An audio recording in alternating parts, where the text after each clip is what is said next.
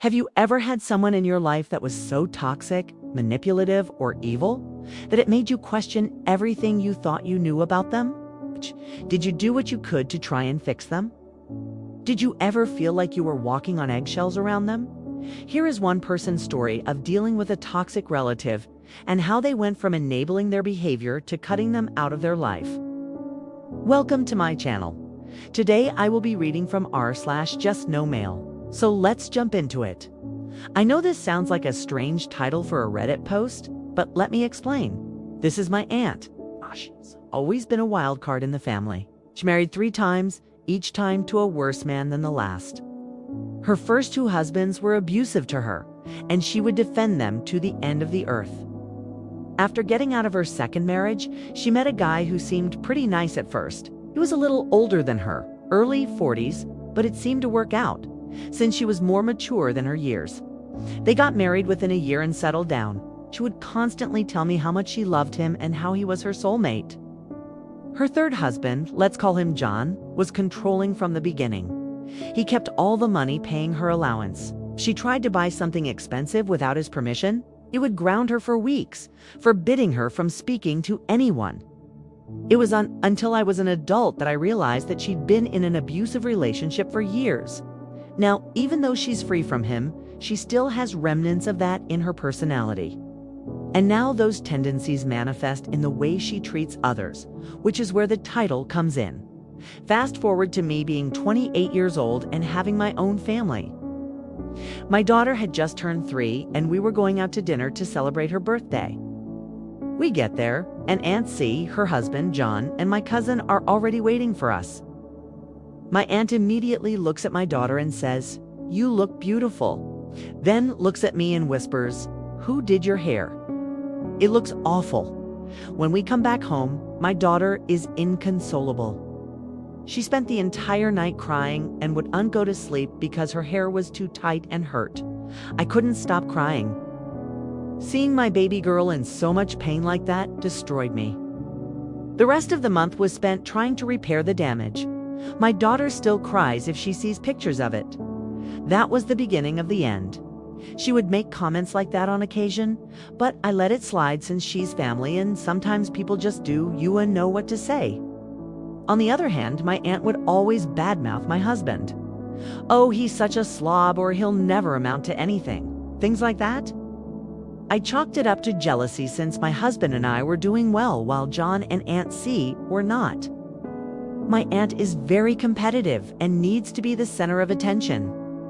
If you praise her sister, she'll turn it into some sort of competition and say something like, "Yeah, well, I did this when I was pregnant with your brother. You were just a baby and didn't know any better." Even if you didn't mention anything, she'd find a way to insert herself into the conversation. Whenever I mentioned any of this to my mom, she'd just give me a look and change the subject.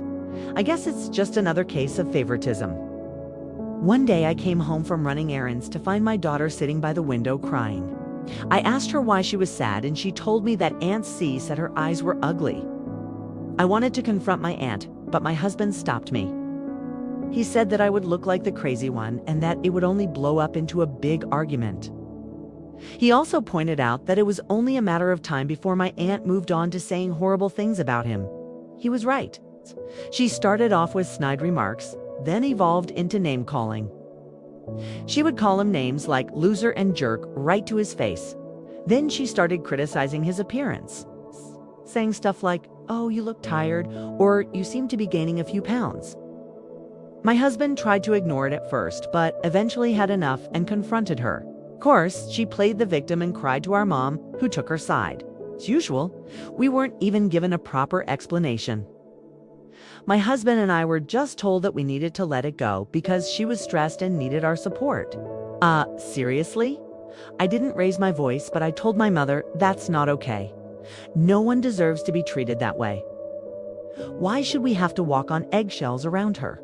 Mother just gave me a look and walked away. At that point, I knew that she wasn't going to listen to reason, so I didn't bother arguing.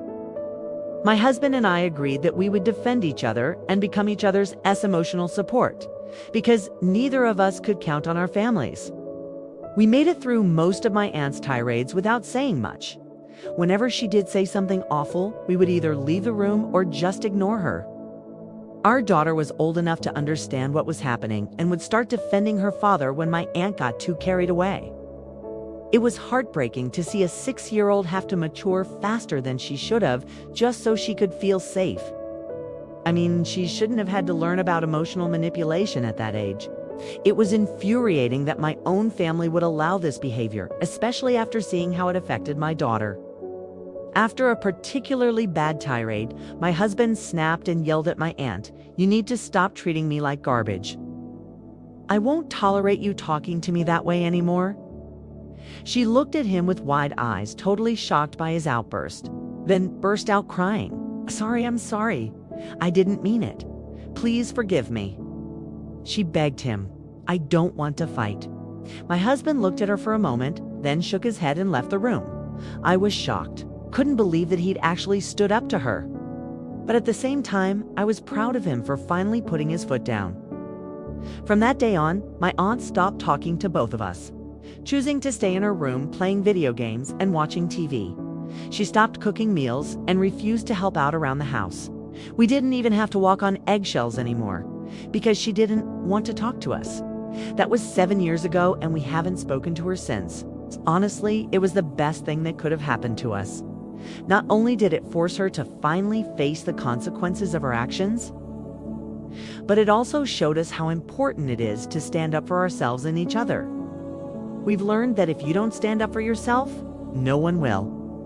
And we've also learned that it's okay to distance yourself from people who bring you nothing but toxicity.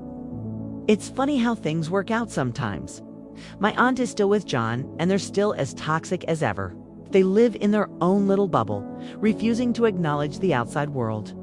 They've lost touch with most of the family and have no friends. All they have is each other and their toxicity. I am so happy for you and your family that you were able to cut your aunt out of your lives. Sometimes that's the only option you have, especially when family members enable toxic behavior. So I commend you and your husband for standing up for yourselves and for creating a healthy environment for your daughter. It's clear that she loves and respects you both very much, and that you are providing her with the guidance she needs to become a strong, confident woman. I hope that your aunt realizes one day that she doesn't have to be so mean and hurtful to others in order to feel good about herself. But until then, I wish you and your family all the happiness and success in the future. Thank you for sharing your story with us. If you like this, Just No Mail story, check out this video right here. If you want to submit a story, you can do that here. Thanks for watching.